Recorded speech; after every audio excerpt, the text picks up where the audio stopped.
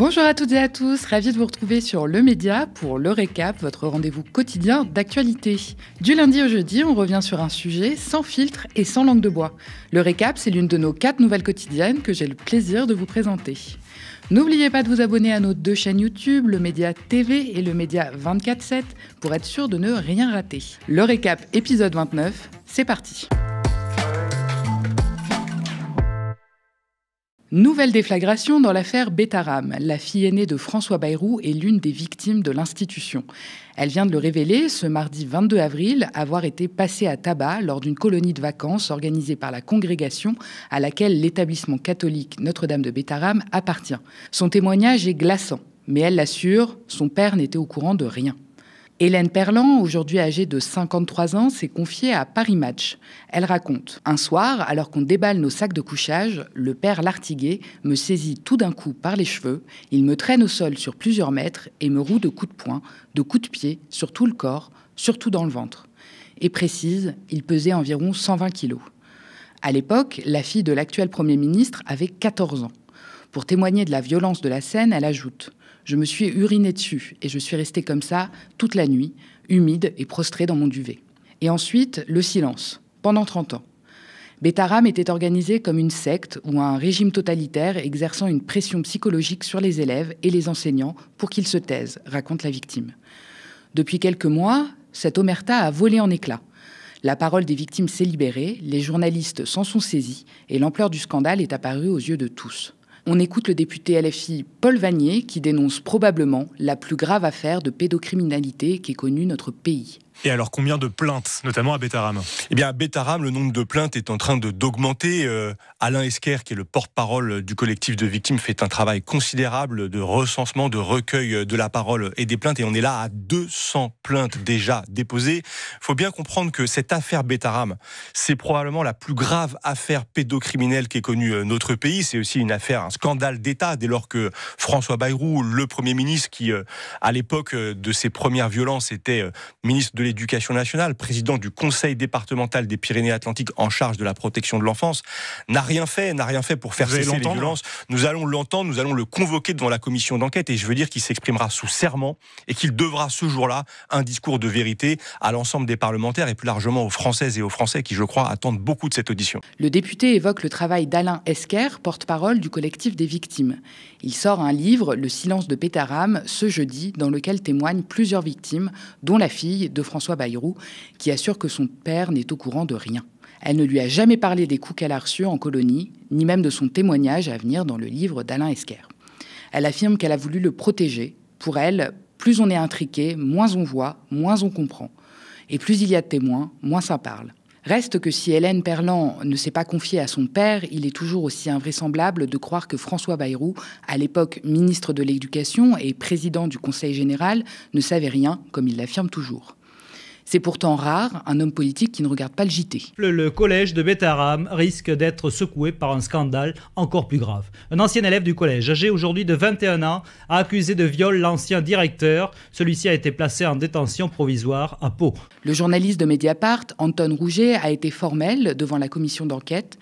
François Bayrou savait. En 1996, il évoquait les accusations qui pesaient déjà contre l'établissement et engageait sa responsabilité de ministre pour dédouaner Bétharame. Quant au fait affirmer que François Bayrou a menti devant la représentation nationale, ce n'est pas une opinion, ce n'est même pas une conviction, c'est un fait. Je vais juste vous lire donc une archive du 5 mai 1996 qui n'est pas de Mediapart, qui est de Sud-Ouest dimanche, où donc la fameuse visite de François Bayrou est évoquée à Bétharame pendant une enquête judiciaire qui va déboucher sur la condamnation du surveillant général de cet établissement. Et François Bayrou, donc après une inspection dont on a compris ensuite qu'elle était là simplement pour blanchir l'établissement, dit « Nombreux sont les Béarnais qui ont ressenti ces attaques, au pluriel », donc c'est pas l'attaque d'un professeur, d'un parent d'élève, ces attaques, au pluriel, donc il est au courant qu'il y a un climat de dénonciation au pluriel, parce qu'on sait que dans ces années-là, il y avait aussi une professeure qui dit lui avoir écrit. Donc ces attaques ont été ressenties avec un sentiment douloureux et un sentiment d'injustice. Le mot injustice est intéressant pendant une enquête judiciaire, laquelle va déboucher 1 mois plus tard sur la condamnation. Donc l'injustice, elle serait plutôt du côté quand même de la victime. Toutes les informations que le ministre pouvait demander, le ministre parlant de lui, donc à la 3e personne, il les a demandées. Toutes les vérifications au pluriel ont été favorables et positives, le reste suit son cours. Cette même personne qui s'exprime ainsi dans Sud-Ouest le 5 mai 1996 dit en 2025, en février 2025, qu'elle n'a jamais été informée de la moindre alerte sur des violences au sein de Notre-Dame de Bétharam. Le journaliste n'est pas le seul à remettre en cause la défense de Bayrou. L'ancien juge d'instruction de Pau, Claude Mirande, a révélé à la presse et confirmé devant les députés avoir été sollicité par François Bayrou pour évoquer les faits commis par le père Caricart, le directeur de Bétharam. Des gendarmes ont également affirmé que l'actuel Premier ministre était intervenu dans le dossier à l'époque. Bien, comment caractériseriez-vous l'ensemble des déclarations récentes de l'actuel Premier ministre sur la façon dont il a décrit cet échange avec vous, sur la façon dont il nie avoir eu connaissance dès 1998 de violences sexuelles à Bétharam?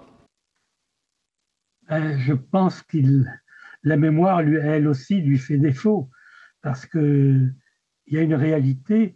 L'échange que nous avons eu, moi je ne l'ai pas oublié.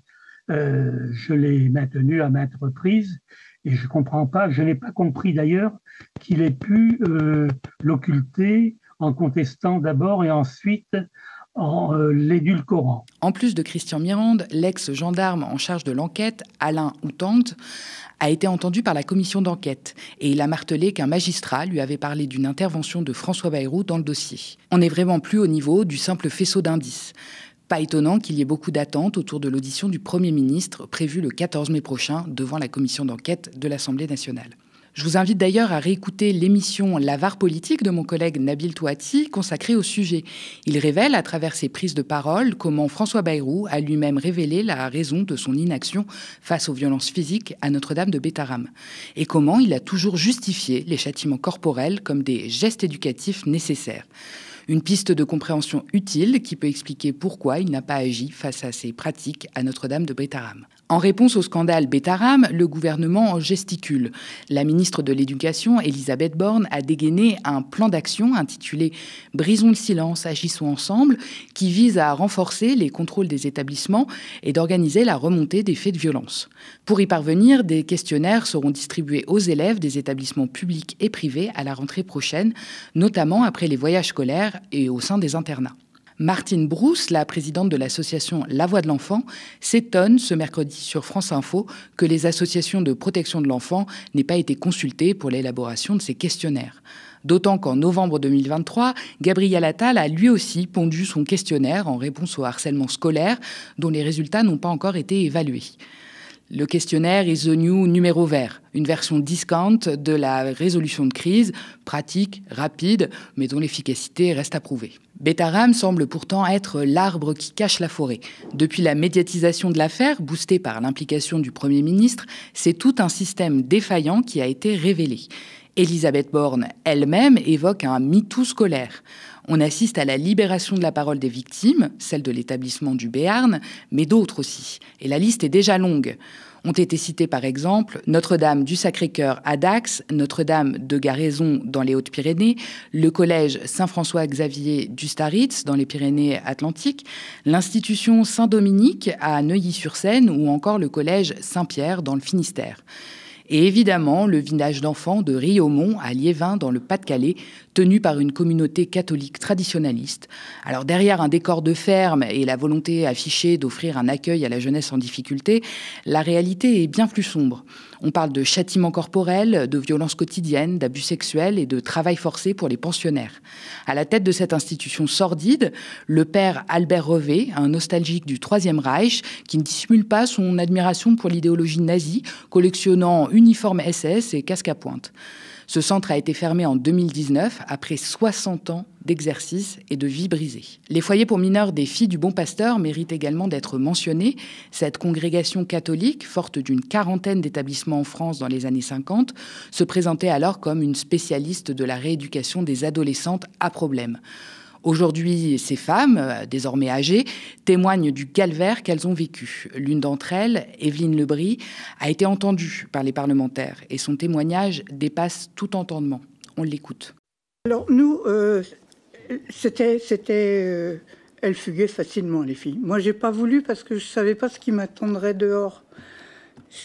J'étais pas terrorisée de savoir ce qui pourrait se passer, puis j'étais loin de chez mes parents. Les filles fuguaient.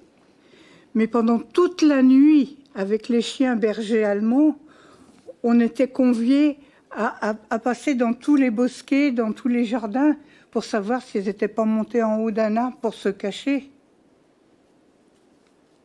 Et quelquefois, elles fuguaient, et puis elles se rataient, elles tombaient par terre, comme à Nancy, où elle a râlé toute la nuit, et que les chiens l'ont mangée, en fait. Bien que l'essentiel des faits signalés se situe entre la fin des années 50 et les années 90, certains témoignages rappellent que les dérives ne relèvent pas seulement du passé. À Bétarame, un surveillant au cœur de plusieurs accusations était encore en fonction en 2024. La majorité des signalements visent des établissements privés, bien que certains établissements publics aient également été cités, comme le lycée Pierre Bayen à Châlons-en-Champagne ou l'établissement départemental Adolphe Chériou à Vitry-sur-Seine. Ces révélations soulignent des spécificités du statut des établissements privés sous contrat qui bénéficient d'une autonomie d'organisation plus large que le public. Une autonomie qui, dans certains cas, semble avoir servi de couverture à des pratiques maltraitantes.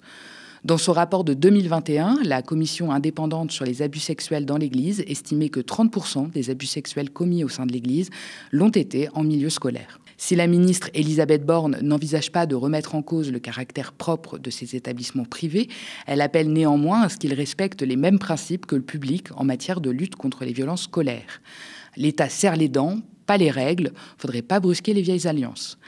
La ministre concède néanmoins que les contrôles sont trop peu nombreux, ce qui peut paraître paradoxal, puisque l'État finance chaque année le privé à hauteur de 10 milliards d'euros. Quand même. Dans son plan d'action, la ministre de l'Éducation renforce l'effectif de 60 nouveaux inspecteurs en 2025 et 2026, avec l'objectif de contrôler 40% des établissements privés sous contrat ces 2 prochaines années, dont la moitié par des visites sur place, précise-t-elle. On vous invite à réécouter Arnaud Gallet, anthropologue et ancien membre de la Civise, lui-même victime de violences pédocriminelles, dans notre contre-matinale disponible sur la chaîne YouTube Le Média 24/7. Il s'exprimait notamment sur les contrôles dont l'enseignement privé ne semble pas vraiment vouloir. C'est fatigant et en plus, finalement, la solution, on la connaît. La solution, elle réside aussi dans des contrôles faits au niveau des établissements. Et on a bien vu que l'enseignement catholique, encore récemment, parce que le secrétaire général Philippe Delorme était auditionné il n'y a pas très longtemps par la commission donc, qui a été mise en place. Je peux vous dire que, je ne sais pas si vous l'avez entendu, mais en tout cas, ça fait froid dans le dos. On a l'impression que ce sont des personnes, finalement, malgré tout ce qui se passe aujourd'hui, ça ne change pas grand-chose, quoi. L'affaire Bétarame met en lumière une vérité dérangeante. C'est tout un système, de l'Église à l'État, qui a préféré étouffer la souffrance de centaines d'enfants plutôt que de la confronter. C'est bien plus qu'un simple scandale, c'est la révélation d'un mécanisme bien huilé de protection des puissants. François Bayrou, comme d'autres politiques, n'a pas seulement fermé les yeux, il a participé à ce système. L'omerta ne s'est pas instaurée par hasard, mais bien par la complicité de ceux qui, à l'époque, avaient le pouvoir de faire changer les choses. L'impunité a un prix et il est temps de la payer. On poursuit ce récap avec l'actualité internationale mise en image par notre journaliste Sarah Duyeux. L'Ukraine se dit prête à négocier avec Moscou, on regarde. C'est une première depuis le début de la guerre en Ukraine en 2022. Hier, Volodymyr Zelensky s'est dit prêt à négocier avec la Russie, mais uniquement après l'entrée en vigueur d'un cessez-le-feu.